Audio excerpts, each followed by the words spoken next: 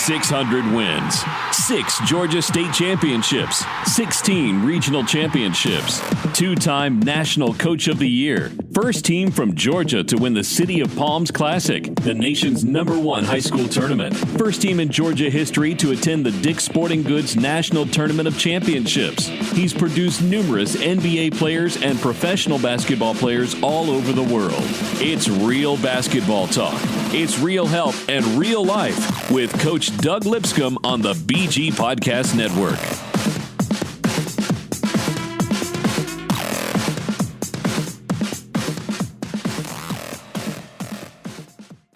Real Life Basketball is brought to you by the all-new 2018 K900 at Carriage Kia of Woodstock and Gainesville. Buy your new K900 from Carriage Kia and we'll fly you in or come pick you up for delivery.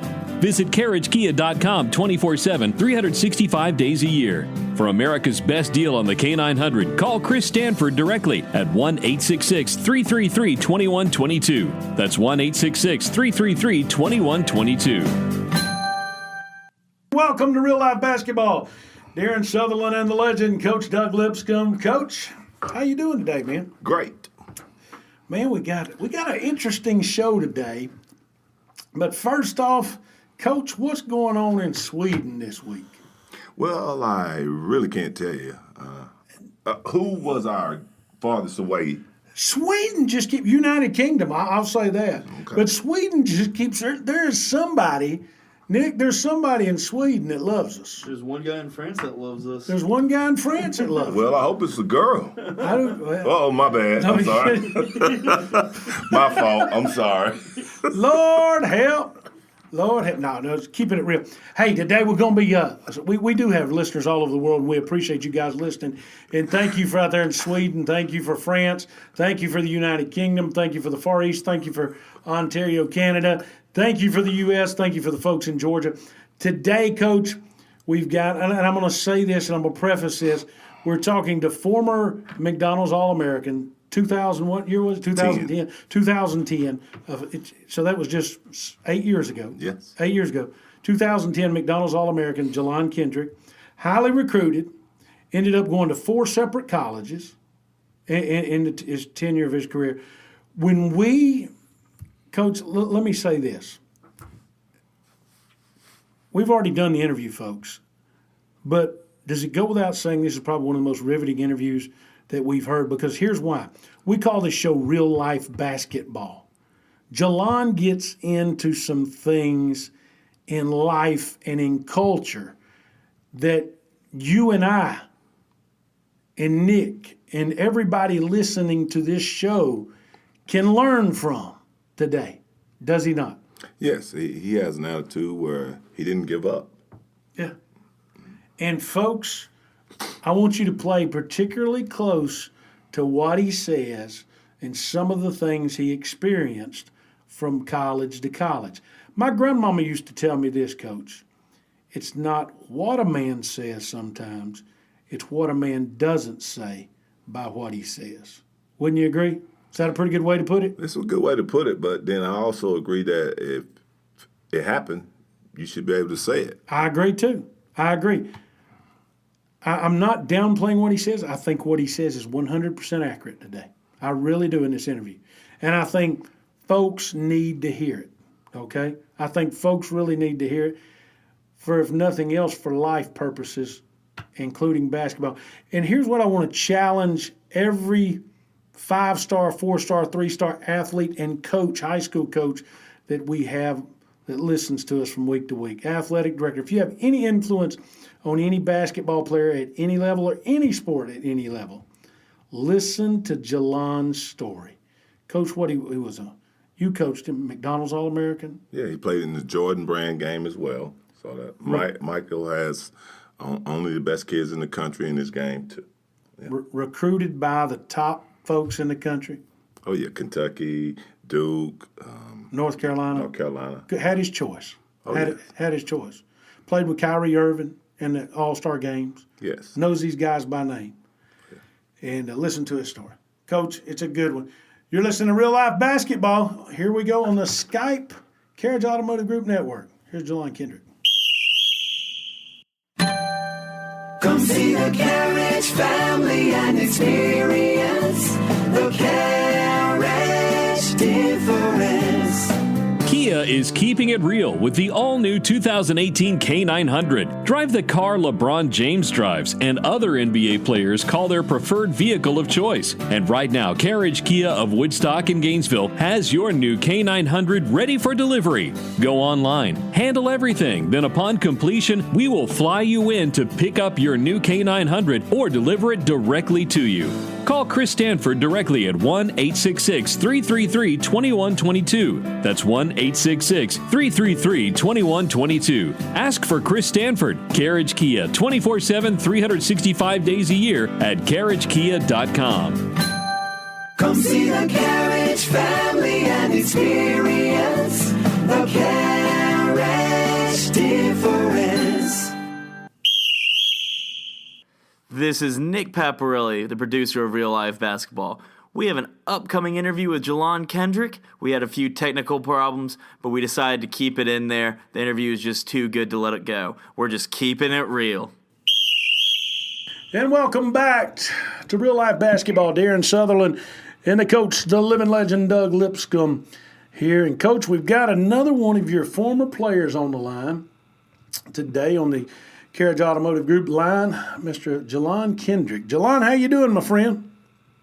I'm doing great. Blessed. I can't complain at all. Hey, good to hear that, my friend. Now, you know, before we get started, Jelan, I always give our guests the opportunity because they've never had this opportunity before in life. So I always throw it out there.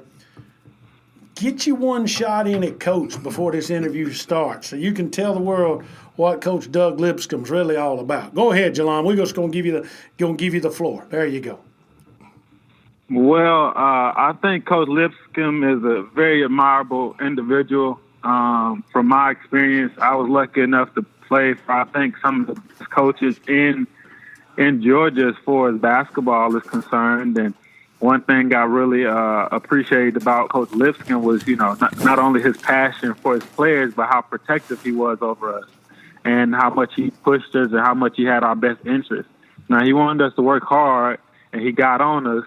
But off the court, you know what I mean? Yeah. He always had our best interest and protected us from media, negativity and stuff like that.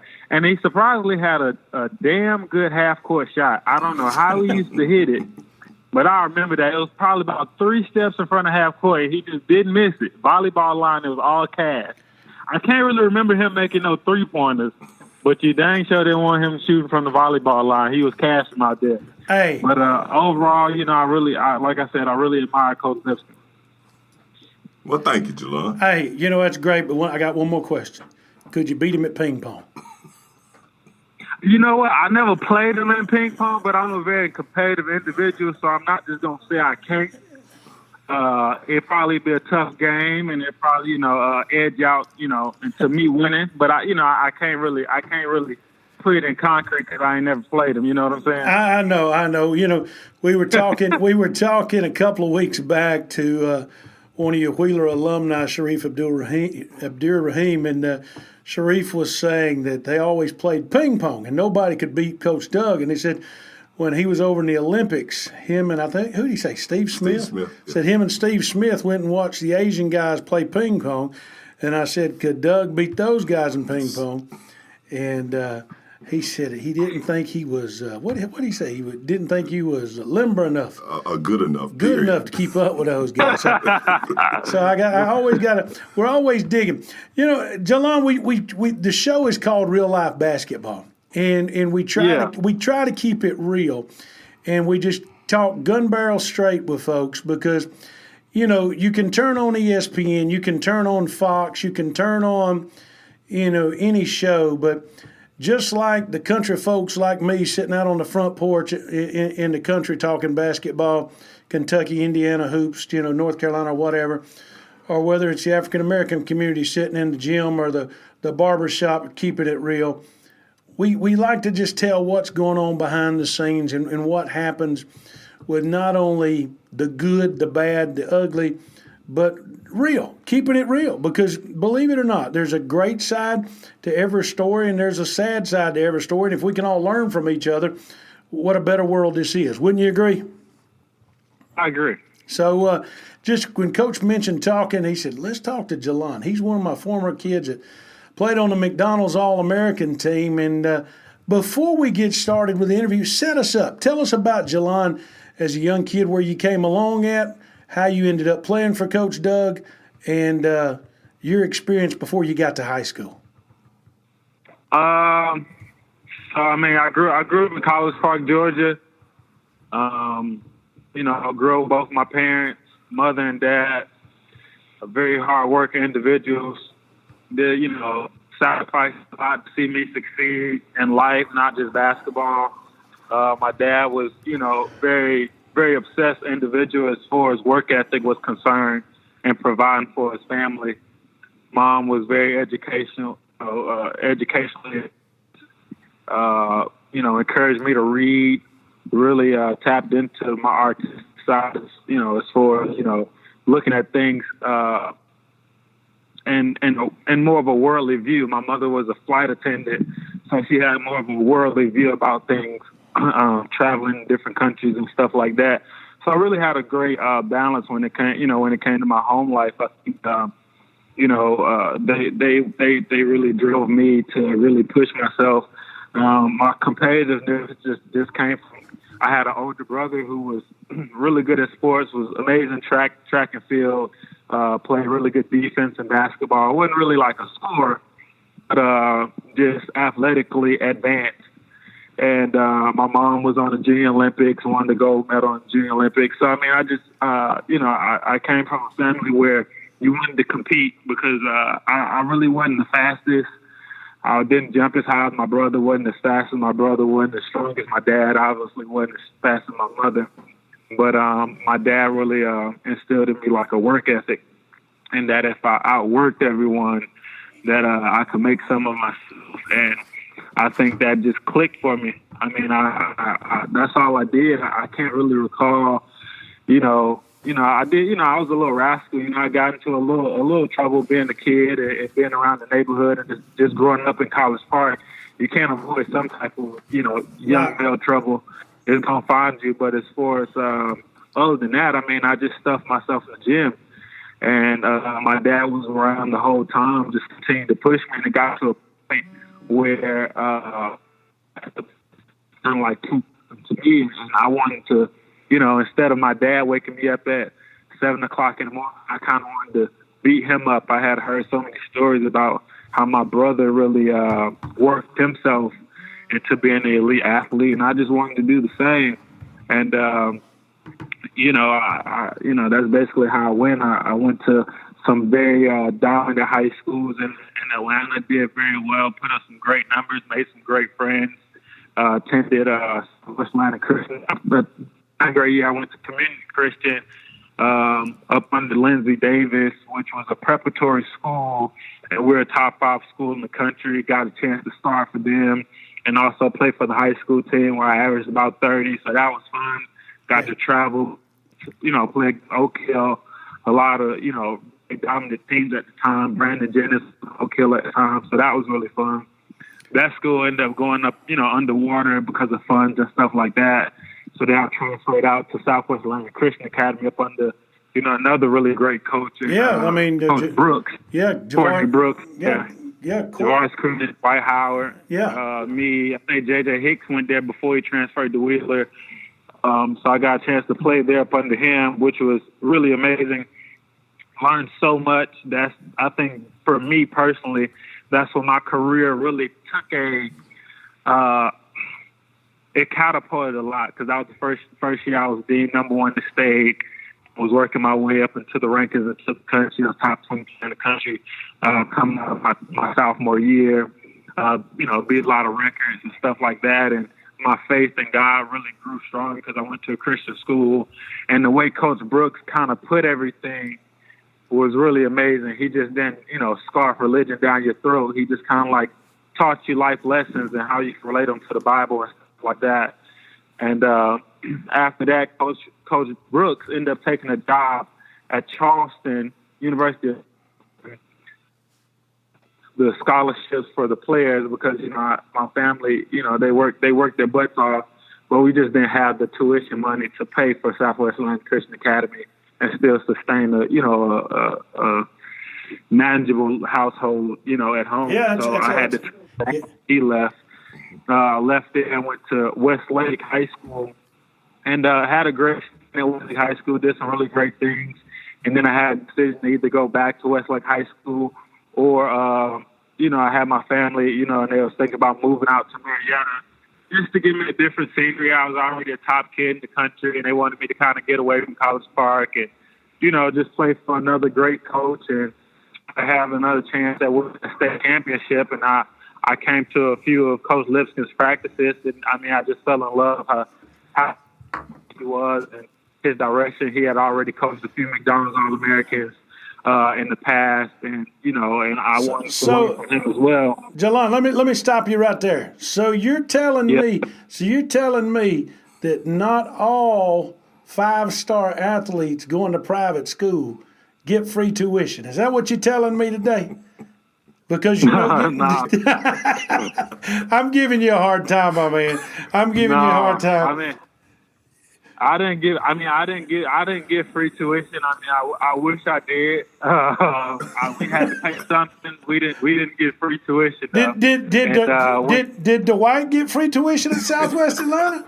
You think? I don't know. I don't know what his situation was. He was a little more than a 5-star. He was the number one player in the country, and he was the number one pick. So and his mama extra. And his mom and daddy was sitting on the front row of the floor at every game. I can remember. Yeah, his dad was the athletic director, so that tells you a bit about his situation compared to mine. Jelan, it was a bit different. Well, we knew what school he was going to go to. Time he was old enough to walk. I'll tell you. I'll tell you a funny story, Jelan, and you'll appreciate this. Playing at Southwest Atlanta Christian, one of your biggest rivals at Southwest Atlanta Christian was Whitfield Academy, up in Mableton. Mm-hmm. And, when you went to Whitfield, Nick, what did they call, our producer Nick went to Whitfield. What did they call the student section over at Whitfield? Blue Crew? The Blue Crew. The students would sit there and they would holler the whole time. So even to this day, when I don't know about it this day, up until about 3 years ago, when Southwest Atlanta played Whitfield, Dwight's mom and dad, Doug, would go sit in the Blue Crew section on the front row, right there on the floor. You've been to Whitfield before and seen a game, man. They would sit right there on the floor and almost dare the kids to cheer, and the kids would just raise all kind of cane at the parents. Kind of funny, but anyway, I had to bring that up because we do so many. we do so many shows, and we do so many interviews with high school coaches and college coaches and recruiting experts, and all of them have this perception that 5-star and 4-star and 3-star athletes get free tuition to places like Southwest Atlanta Christian, Pace Academy, Whitfield Academy, and these other schools around Atlanta. Now, we're not saying it don't happen from time to time, but you're saying in your experience, dude, you was a 2010 McDonald's All-American. If you ain't getting free tuition, a lot of people ain't getting free tuition. Wouldn't you agree? Definitely. Yeah, I guess. I think it had more to do with how my dad's makeup. How he was. He just didn't want nothing to be giving. He understood that he had a son that was, talented in basketball, but he still wanted to kind of keep that humility and that humbleness about everything. So he didn't want to make it seem like we owed the school something. Hey, he worked his butt off to provide for us and to provide some. Like I said, we didn't pay the whole tuition, but we paid. We were on scholarship where we got discounted. I just figured Jelan, I just figured something out, and I'm gonna let Doug talk to you in just a second. I just figured out why Takel Cotton left Southwest Atlanta Christian and came to Whitfield, because if they ain't giving Jelan no money, they ain't giving Takel Cotton no money. Maybe Whitfield was. Doug, I'm kidding, but hey, thanks for that background, Jelan. We appreciate that info. Let me say this right here. In all of the time that I've coached in high school basketball, this is one of the most talented kids I've ever been around. I love the way his parents raised him because he was very humble. He always gave to the kids that had less, and it didn't matter who they were. Jelan always dressed nice every day, and I know one day he was in the gym with some kids that were in wheelchairs, and he was in there sweating like a beast, chasing the ball down for those kids, and that's just his character. Like I said, he's very humble, intelligent. His dad is a hardworking man. His mom is too, and I think they did a really good job with him. He was my third player that went to the McDonald's All-American game. That was 2010. And he was also in the Michael Jordan game as well, the Jordan brand game, let me say that. I've never had an issue with Jelan. He was prototype 6'5", 6'6", point guard, shooting guard. He was in the same games with Kyrie Irving. Name some other players, Jelan, in the McDonald's game. We had Kyrie Irving, Brandon Knight, Jared Sullinger, Harrison Barnes. We had a loaded class. I mean, I think everybody in that class is currently, in the McDonald's team, like in the NBA, except a few, maybe, not many. Yeah. Not many. Probably like 3 or 4 of us aren't at the moment. So, but it was a loaded. Fab Melo, who passed away, rest in peace, but he was in that game. Deion Wade. Oh, no, Deion Wade didn't make it. He was in that class. It was a loaded class, though. It was a loaded class. Okay. And from there, you went to college. Now, I want you to tell us in your own words about your college experience. Okay, go ahead. Yeah. Well, my college experiences was, a tad bit different than the norms. I wouldn't write that passage out for everyone. For me, it was, looking back on it, it was a learning experience for me to mature into a man. When I attended college, I felt like college was going to be more of a big brother, little brother type of system. Upon reaching college, I kind of noticed that it wasn't. Not only because, I take part in that because, I'm a competitive individual. And also, I was a very, very highly recruited kid. So a lot of the older cats, instead of taking me up under their wing, I was more so their competition, their rival. So, a tad bit different. You went to University of Memphis, correct? Yeah. Yes. I went to the University of Memphis first, yeah. Who was your coach? Who recruited you? Josh Pastner recruited me, and Jack Murphy. Jack Murphy was my pinpoint guy, and Josh Pastner recruited me when Calipari was there. And then when Calipari left and he took over, they continued the recruitment. And I played AAU basketball for Memphis Magic in Memphis. So I spent a lot of time in Memphis and kind of got familiar with the city as well. Gotcha. Who else recruited you, Jelan? Oh, I was a top player in the country. So, if you name it, I probably was getting a call from them or letters from them. Kentucky? My final, Kentucky, yep. Duke? My final 5, I think, was Memphis, UCLA, Georgetown, UGA, Georgia Tech, and can't remember who the last one was. But yeah, that's who I know. Those 4 was in my last. Oh, Oregon, that's what it was. There's in my last 5. So you basically you had a pick of anywhere you wanted to go at any given time. Tell us about the recruiting process, how you ended up at Memphis instead of Georgia Tech or UCLA or Oregon or somewhere else.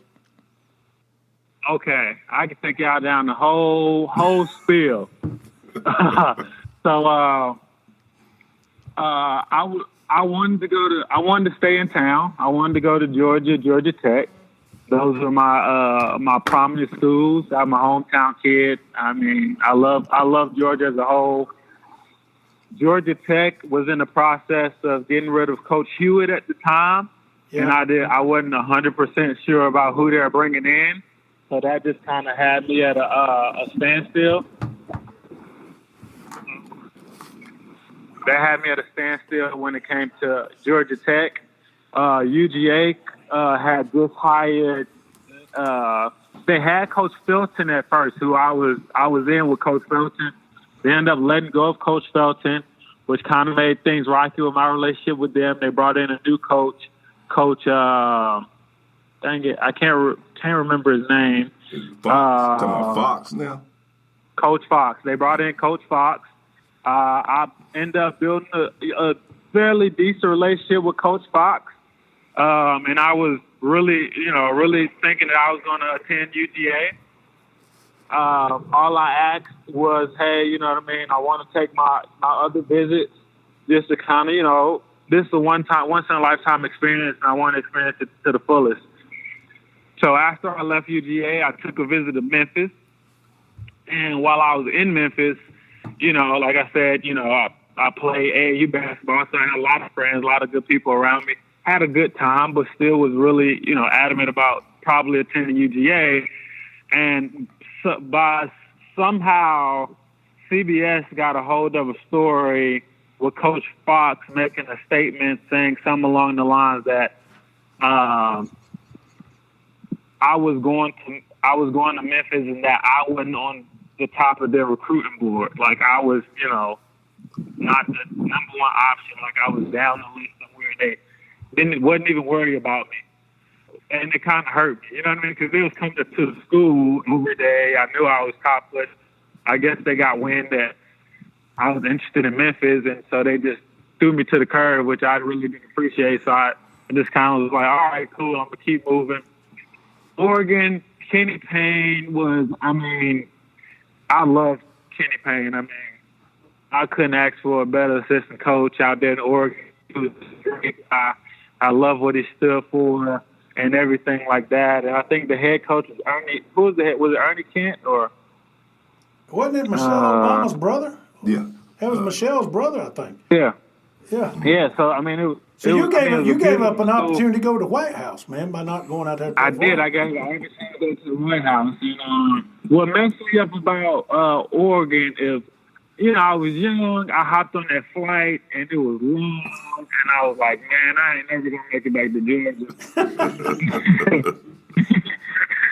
Because when you're younger, you're playing AAU basketball. You leave, you come back home, and it was beautiful, and I was just like, man, this is a long flight, and I was, dating the love of my life at the time, and it was a lot going on. I was like, man, I ain't gonna be able to see her. Just young-minded things that was going on in my head. So it's a woman's fault you didn't go to Oregon, ultimately. You blame it on a woman. You're blaming it on a woman that you didn't go to Oregon. I'm not blaming her. I'm not blaming her.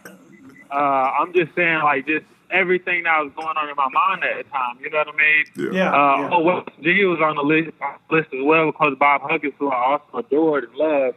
And I got up there, and we had to fly to Pittsburgh and drive to West Virginia, and dramatic snow, and I was like, I've never experienced snow like this. This is not gonna work. And so then it just kind of left Memphis at the end. And that was just. Obviously I was 16 at the time. I was young, but those are realistic thoughts that was going in my head at the time, and it just kind of weeded out until okay, Memphis is the last people standing.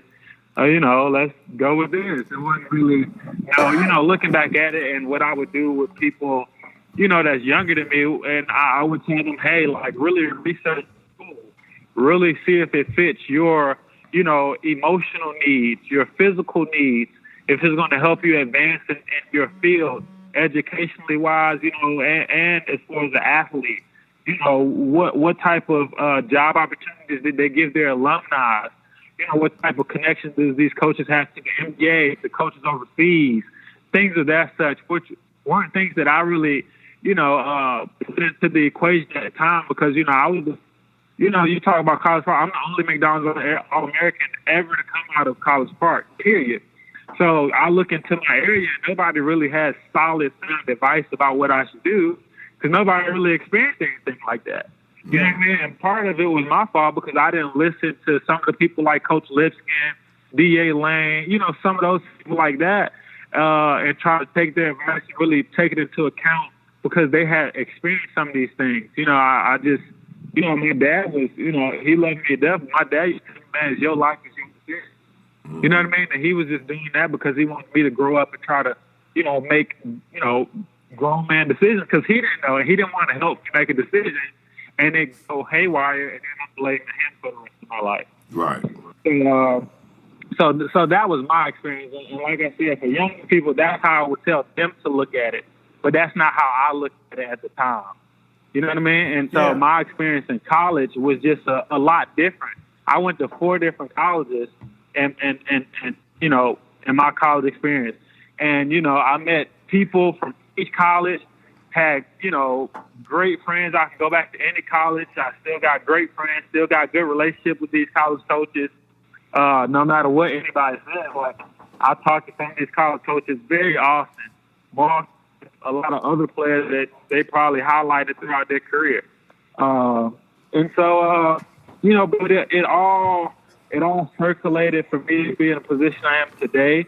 I'm a better person. I'm a better man. I'm more mature. I can understand situations. I can help and really understand what somebody is going through because I've been put in various situations of life that I've had to battle. Jelan, let me stop you right there. I'm going to ask you a direct question. This comes from a fan's perspective, and it's not coming from Coach Doug whatsoever. And I'm going to isolate him off of this question whatsoever. He ain't gonna let me talk. No. I don't want you to talk because I don't want to put you, Coach. I respect you too much to put you in a bad light, and I don't want anybody to ever think that you would ask this question. I'm going to ask this question from a fan's perspective. Jelan, I don't want you to mention a name of any school, any college, any person, but as a top-ranked recruit, did any of these colleges or universities ever violate recruiting rules when they were recruiting you as a player? Not that I know of. Not that you know of? So nothing. I know. So nothing. Never under the surface that nobody. We hear these rumors because hey, come on, man. We all watch TV. We hear these rumors that X kid got offered this or X kid got offered that. Okay. Yeah. When I look at respectable people like Doug Lipscomb, I know that's not happening. But then again, what goes on that Coach don't know about, or what goes on? I'm just keeping it real with you, brother. You know what I'm saying? I mean, we all hear the stories. Well, let me say this. After you finish answering this question, let me keep it real because I'm not coaching anybody right now. I know. Okay, go ahead. I'm a father. Yeah. Go ahead. Finish your question. Finish your answer. I just didn't want to embarrass you, Coach. Yeah. So does it happen? I do think that it does happen. Do you know of situations where it's happened? Yeah. I'm in a basketball world. You understand that it is a thing. I mean, there's a big lawsuit with whoever about some stuff going on up under the table. I mean, that's none of my business, but I know as far as me, I dealt with some very respectable coaches. Now, these things may have happened, you know what I mean, with other players. I'm not sure, but as far as my situation, I think everything was squeaky clean, and, we just tried to stick it to basketball and keep pushing. Right. Now let me jump in on this conversation from a father's perspective and from a coach where I don't have to get involved. I feel personally that if a university is asking a player of mine and my family, and this is my opinion, someone that I know, I don't care if he plays for, as I always say, Little House on the Prairie. If that university cannot supply his family with travel to a game and feed them and make sure that their son is taken care of while he's on that campus, I would hands down tell them never even talk to those people no more. Don't go to a game. Don't even let them consider your son playing there. Because if a coach can make anywhere from $500,000 to $1 million a year, and my son, and we can't go to the school, and you can't take care of us getting there and back, he shouldn't go there. And I'm going to stand by that to the day I die. I like that, Coach. Yeah, so I like it. Jelan, I just was bringing it up to the point because when folks watch the McDonald's All-American game on TV and they see the top players in the country, the first thing that goes through the average fan's mind, okay, let me give you an example. When Zion Williamson signed with Duke this year and R.C. Barrett signed with Duke this year, the first thing that's going through fans' minds that are fans of Kentucky or North Carolina or Kansas or Texas or UCLA, what did they offer them that we didn't get them? You follow what I'm saying? So I wanted a kid that had played the McDonald's game recently because, Jelan, we're only talking, 7 years ago now? 8 years ago? Yeah. That would say to these folks out there, hey, there's not as much fraud going on as you think there is. Now, we all know that there is some, but coming from straight... Yeah, there is some. Yeah, we know that. We're not stupid. But in your case... Yeah, I mean, and I'm not saying the word fraud. It was involved in your case. But you never had anybody offer you, hey, dude, come over here and we're going to make sure you got a car. Never. No, I mean, I grew up in College Park, Georgia, where, and we're going to keep it real, where, the older cats, they had money. Where they got it from wasn't none of my business, but those are the guys that took care of kids like me. Gotcha. They're the ones that made sure I had lunch money. My father and my mother did as well. But, they would, hey, man, keep doing what you're doing, dab me up and give me $20. You know what I mean? Those are the people that may have had hoop dreams with themselves back in the day, but things didn't go accordingly. Whatever happened, and they took on a path of life that may not be in favor for a lot of people, but it's in favor for what they're doing, and their way of giving back to the community was taking care of the kids that had a future, and I was one of those kids. So I really didn't need a coach to offer me anything, you know what I mean? Because I had a full city, that had my back, that had my best interest, and wanted me to succeed.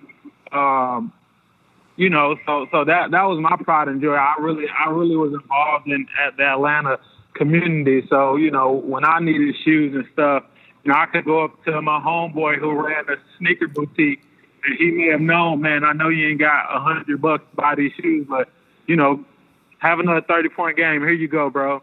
You know what I mean? So those are the type of things that happen with me.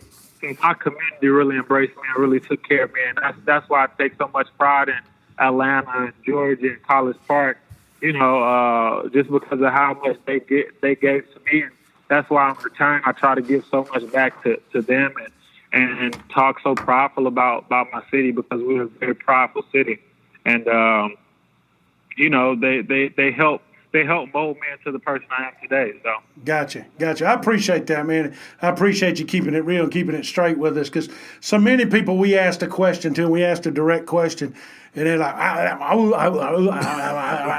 you know what I'm saying? You've been there before. You've been in those locker rooms. You've been in those locker rooms and those settings. So I appreciate it. You went from Memphis. Where'd you leave when you left Memphis after your freshman year? You went. Where'd you go? I went to Ole Miss. What led you to Ole Miss? What made me go to Ole Miss? Yeah. It was down the street from me. We missed to be honest with you. It was where down the street from where? It was down the street from Memphis. It was down the street from Atlanta, and they had Coach Owens there, who is I think running a law firm now. They had the head coach from University of Florida. He was the assistant there at the time, who was the workout guy, and I went there, and the workouts was amazing. They because he's an amazing coach. They had Why'd you leave? Why'd you leave? Why'd I leave? Yeah. So when I got to Ole Miss, the year that I got there, my redshirt year, all those coaches were there that I committed up under. Mm-hmm. The next year, all of them got fired. Okay. Wow. So I entered a situation where, and I was a young kid, and looking back at it, I could have handled a lot of things better, more mature. At the time, I didn't. Like I said, you go from 4 coaches that you're very familiar with. You're the only McDonald's All-American to ever go to Ole Miss, the only one. You're on, billboards out there. Everybody loves you. I'm doing stuff in the community. I won volunteer the month award 4 times. I'm helping out with the kids and stuff of that nature. And the following year, like I said, all 4 of the coaches, because usually when you commit to a school, you usually commit to the assistant coaches, not really the head coach. The head coach just oversees everything. Right. Your relationship on a day-to-day basis usually goes through the assistant coach. And so my relationship was with, those 4 guys, and to see all 4 of them go, and then they bring in a batch of new guys. And what happens with a batch of new coaches is that they bring in their guys, because the reality of the situation is, if I bring in Coach Lipscomb under me, I want him to succeed just a little bit more than the other players, because I can say, what, I brought him in. And that makes me look like a better assistant coach at the end of the day. And a lot of times these coaches have connections with agents. Yeah. So if he does well, I can connect him with the agent. And whatever happens after that, I don't really know the full logistics of it, but I know it does happen. So in my situation now, go ahead. Let me ask you this right here. And the reason I'm asking you these questions, A, is you're young, and B, because we seldom get to talk to a player of your caliber that has recently played in these ranks and stuff like this.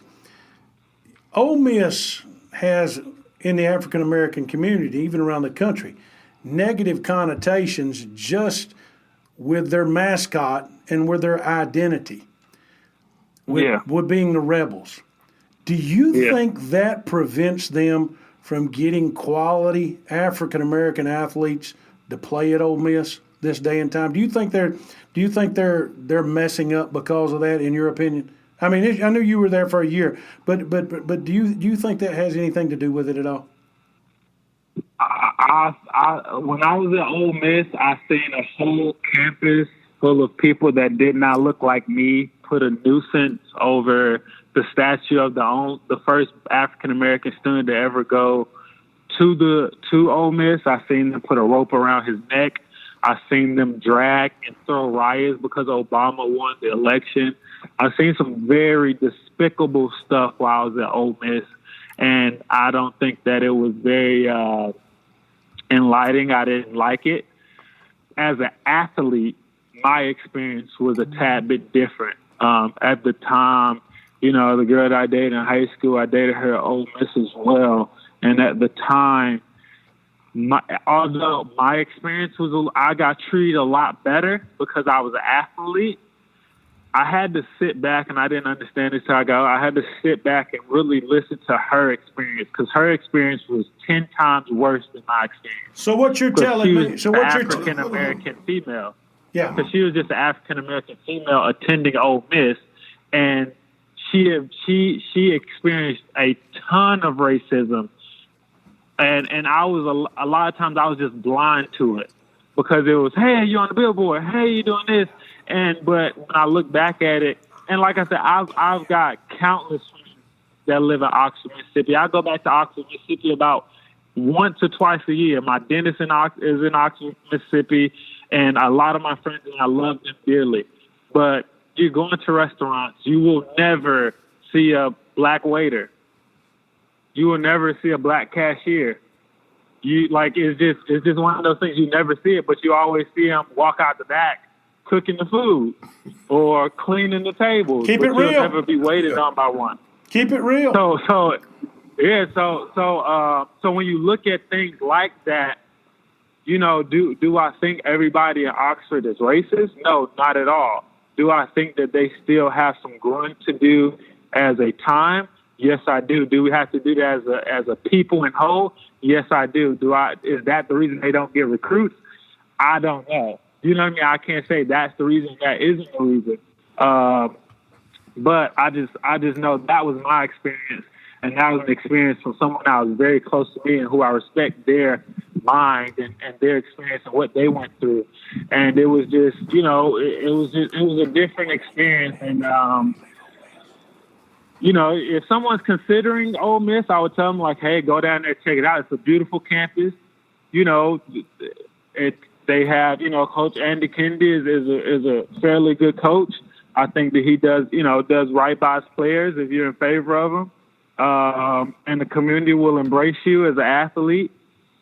But like I said, I do think there's a little growing that has to be done in that community as a whole. Now, like I said, that they do have some great people there, but as a whole, even I went back there a month ago. two months ago. Yeah. And I was standing outside, and somebody rolled up and said, "Hey, you don't belong over here. What you doing?" I'm like, "Dude, I'm living right here. I'm living right here at this house. Like, this is where I lay my head." And I'm just standing outside on the phone because I had no service in the house. And I had somebody literally ride up to me and say, "Hey, man, what you doing? You don't belong over here. What you doing?" Like, well, it's a very nice community that we're in. Well, I appreciate you telling it like you felt it. And like I how like you him said. keeping it real, Coach. But I just heard something earlier today that Andy Kennedy is stepping down at Ole Miss. I don't know if that's true or not. Well, time will tell. But continue on. I mean, 'cause you gotta understand, like, man, he was a great coach, but I mean, he had the incident with calling somebody a nigga. Yeah. And like, coach, you know what I mean? Like, so that may have something to do with. Hey, let me ask you You this. just never know. Since we're keeping it real, did Hugh Freeze get you some women too?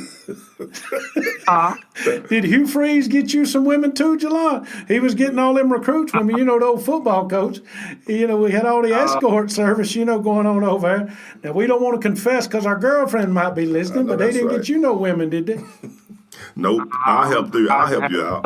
Life round. Hey, I had to live my life around. I went to the gym, and now and I tell people another thing that I think young listeners should take in mind. So when I was at Ole Miss, you can ask them. For the first 6 months, I slept in the gym. Like, I had a duffel bag, and I slept on the couch in the gym. I had a TV. The players' lounge. I slept in the gym, worked out all the time. That's all I did until the school actually kicked me out the gym and told me that I had to sleep in the dorms. Like, that's how much I was in the gym. So I was either in the gym or nothing. My girl at the time, she hadn't come to the school because she's a year behind me. When she got there, all I did was go to the gym or hang out with her or go to school. One thing I would tell young players is being dedicated to the gym is a great thing, but also set out some time to spend with your teammates. You know what I mean? Hang out with them, get to know them off the court. That's going to build a better, rapport with them on the court. One thing that I didn't fully understand, my teammate would say, "Hey, come over, play the game." I'm like, "I don't play no game. I go to the gym." "Hey, man, we about to go out tonight." "I don't go out.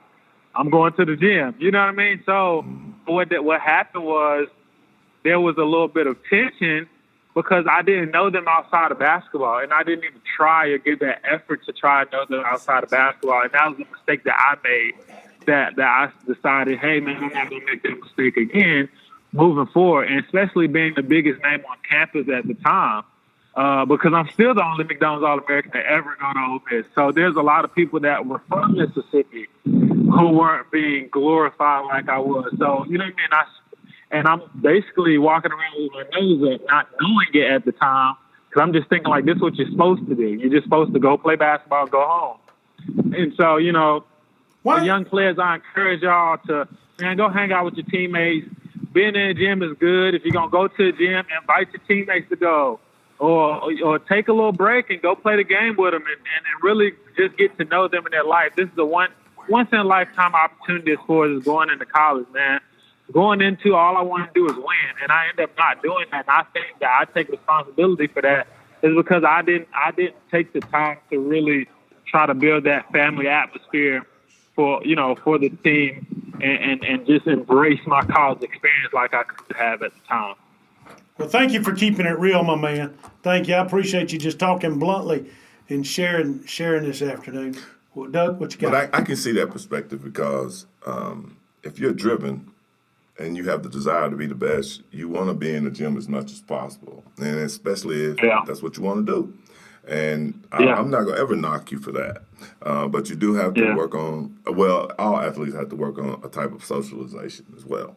But let me ask you this next question, then we're going to keep it moving. You went from Ole Miss to, what's the name? Is it Community College? Indian Hills. I went to Indian Hills, Okay, for a year or a semester or what? I went there, for a season. I went there for a season under Coach Barry Perry. Amazing coach, players coach. We had #1 team in the country. I mean, our win margin was 20+. We had, I think, 9 high major D1 players. I mean, we're a loaded team. I mean, most of the time we didn't even play the starters didn't even play the second half. Okay. That's how loaded we were. We had a chance to win the national championship. We didn't get a chance to go to the actual tournament because as a team, there was some miscommunication with another team, and we ended up having a player get jammed up. And as a team, we went and bailed them out, which was against NCAA or NJCAA rules, and that forfeited us from finishing out our season. But I think everybody in the country knew how we had a chance to go, how easily we'd have won that championship. That was a hard thing for me as well because that was the first thing that I was really on. I was on an undefeated team, and I really think that team we could have made it to the NCAA tournament if you want to be real. Yeah. We were that loaded. We had guys go to Iowa State who started the next year. 3 guys went to Iowa State who started the following year, and they went to the NCAA tournament, to the Elite Eight. Had 2 guys go to Oregon, Kansas, me go to UNLV. It was pretty ridiculous how good we were. But that was the first time I feel like I was a part of a family as well. Good. In terms of being in college. So it was a great experience. It's a little old country town in Tumble, Iowa, which I didn't love, but we got the job done. Cool. Hey, man, I like how you were politically correct when you said we kind of bailed them out. Now, you didn't want to say we went over there and whooped their tail. I beat that behind. Let's be politically correct. All right, tell me about UNLV, and then we'll keep it going. Tell me about UNLV. Who was your coach there? My coach at UNLV was Coach Dave Rice. And Heath Sawyer was the one that got me to attend UNLV. Dave Rice is probably one of the best X&O coaches I've ever been surrounded by. Coach Heath is, as far as defense, is amazingly advanced, really, really technical, understands position, understands, anything as far as defense. He was just mind-blowing in that aspect. We had Stacey Ogden there as well, who was also, he played for the Atlanta Hawks, obviously. He was a hometown hero in Atlanta. Really good guy, good mentor. He was a chill guy, but when you sat down and talked with him, you just understand how brilliant he was and how great he was, and you just wanted to embrace him and just soak up all the knowledge that he had.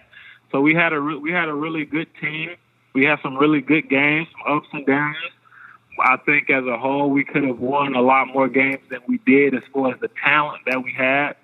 But we didn't, you know what I mean? So we just, moved forward. We had a lot of injuries that just kind of held us back in the whole scheme of things. So. I got you. But you can't be, UNLV, Thomas and Mack, it's a beautiful city. You're in Las Vegas. You literally, you're the light of the town. You're the best show in town. Because that's the thing about playing at UNLV that I really love that's different than playing at any other college in America is that you're not a basketball team. You're entertainment. Gotcha. We're part of an entertainment, and we're the number 1 entertainment in Las Vegas. That is a huge statement. Nobody else does what we do. Dave and Teller, that's cool, but you're not bringing 22,000 twice a week to your arena. We are. You know what I mean? So it was beautiful to be a part of that, to walk into Thomas and Mack and to have 20,000 plus people, and the floor is shaking, and everybody's wearing red, and they start that Tark the Shark. It's a beautiful experience. I wouldn't trade it for the world. Okay. I'm gonna ask you this question right here because you mentioned your faith earlier in Southwest Atlanta Christian and what coach had meant to you in your faith. By the time you get to UNLV, what did you learn through your faith journey as a basketball player that prepared you for success at UNLV? Because let's face it, Jelan, you took a hard road, man. We were sitting here listening. You're a McDonald's All-American. Yeah. You go to Memphis. You go to Ole Miss. You've already told us the struggles that were going down to Ole Miss in detail. You go up to Iowa. you're basically, when you go to Iowa, they basically take you to the dance and then say, you can't dance, fellas, get on down the road. Now you're UNLV, you're playing in front of 22,000. You got to be questioning in your mind, kid, Lord, why didn't I find this 4 years ago instead of right now? What'd you learn from that, my man? I'm trying to think, honestly. My faith was shaky at that point. It was real shaky, and I think it was real shaky because I had gotten to a point of, I wasn't depressed, but I was very down in the sense of I was labeled. And you're talking about a kid that I won best coach kid at, top 100 camp. I'm on the cover of ESPN magazine as Jelan Kendrick, one of the hardest working guys. All these very positive things that I always associated myself with. And, I did, I take responsibility for what I did, some childish mistakes as a child. And 3 years later, I was still dealing with them. You know what I mean? Nobody had let them go. And it was frustrating because I had seen people go to jail and come out and, their reputation not be as bad as mine, or beat a rape case and their reputation not be. My reputation was tarnished. And I'm not saying I was, it just hit my feelings because I did a lot in the community and I just wanted to do right by a lot of people. And I never wanted to glory by it. I threw camps in high school, free for kids, hundreds of kids. I threw camps free. And nobody said anything about that because obviously I didn't glorify it, but it just hurt to kind of get to the point where a lot of people was speaking very negatively about me. And it really, it affected my basketball game and it affected my mental toughness because there's a real thin line between attitude and passion. Yes. Attitude and obsession. There's a real thin line, thin line. If you really look into really great people, Kobe, Michael Jordan, Larry Bird, they're always associated with passion, but there's a real thin line in there because they may come in there and if you miss that line, they may get in your stuff. Hey man, don't miss that line again or you got to see me after practice because that's how much I want to win. But when you kind of get that label as attitude and you do the same thing, then people say, oh, he's mad. I just want to win. You know what I mean? So, and so what I ended up doing was I became someone that I wasn't to appease everybody around me. So I substituted passion for passiveness, and I couldn't play basketball to my capabilities being passive because it just wasn't who I was because I'm competitive. I'm driven.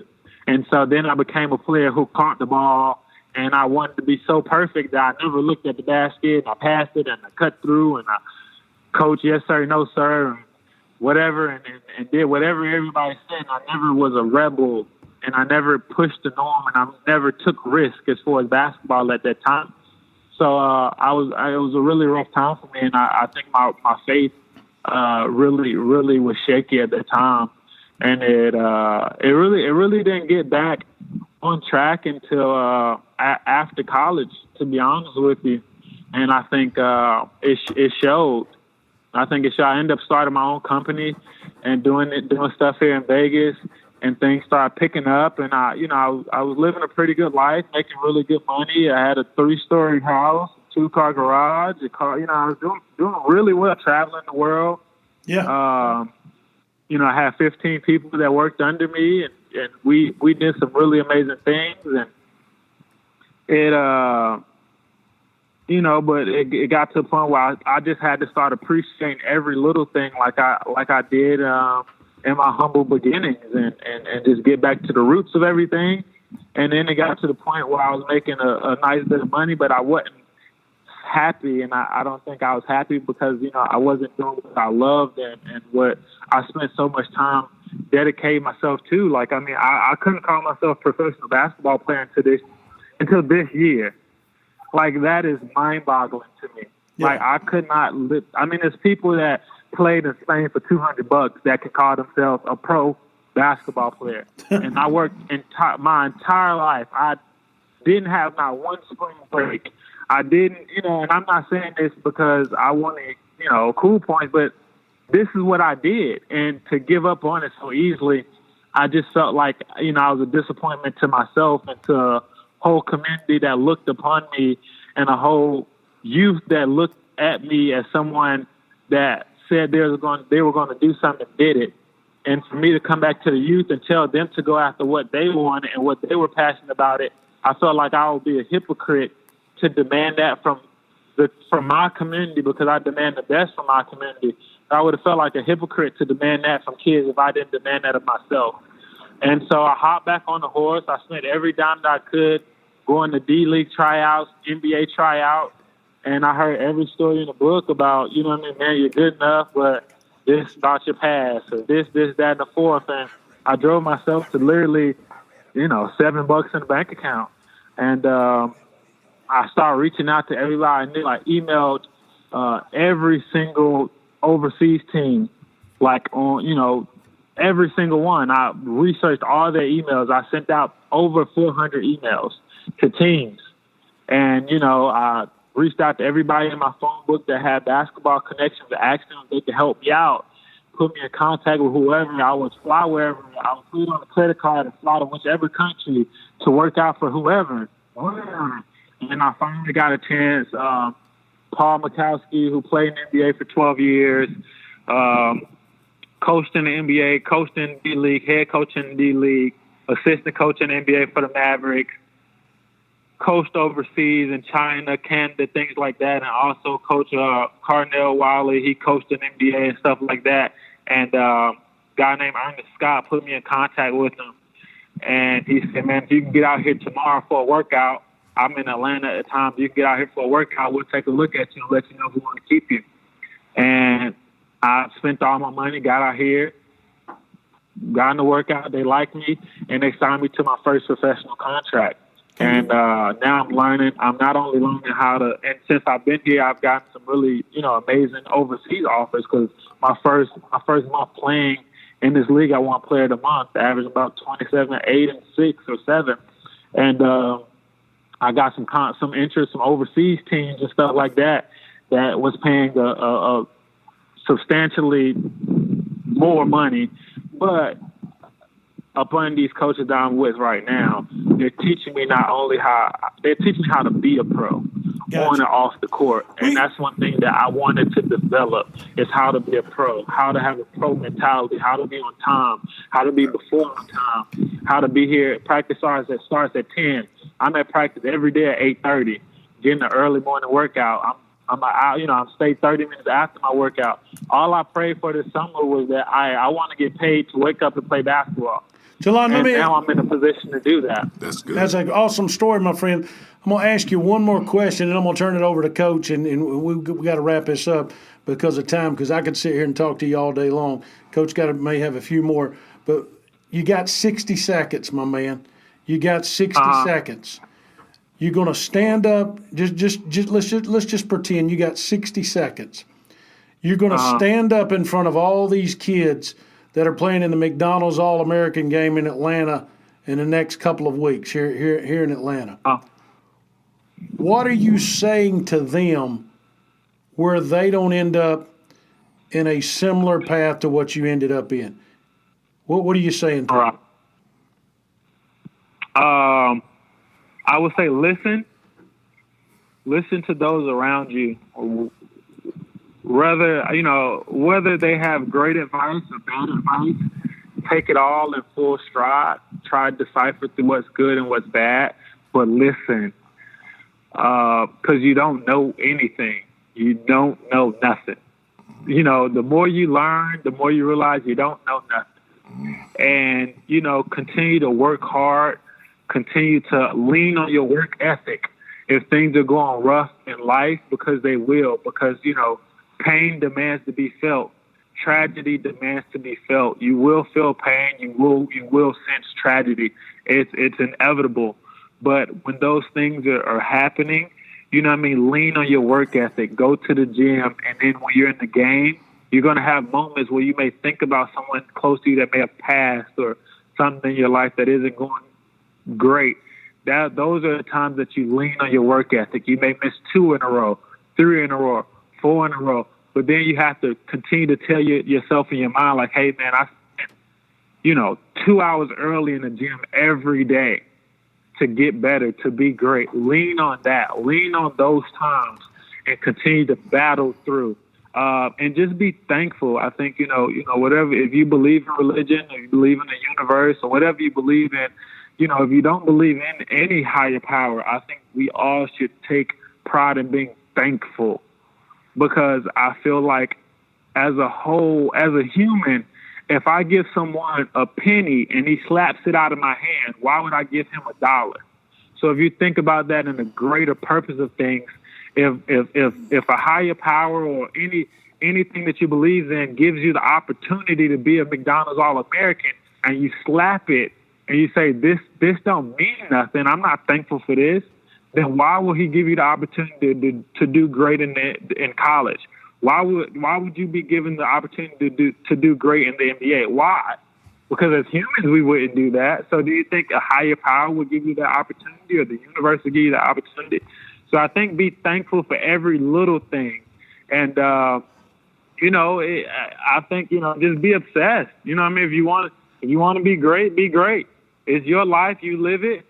And at the end of the day, I think it's your choice. Make it. Whatever choice it is. Jelan, if you want to be great. No doubt, man. No doubt. And you know what? I appreciate those encouraging words, Coach Doug, because you know what?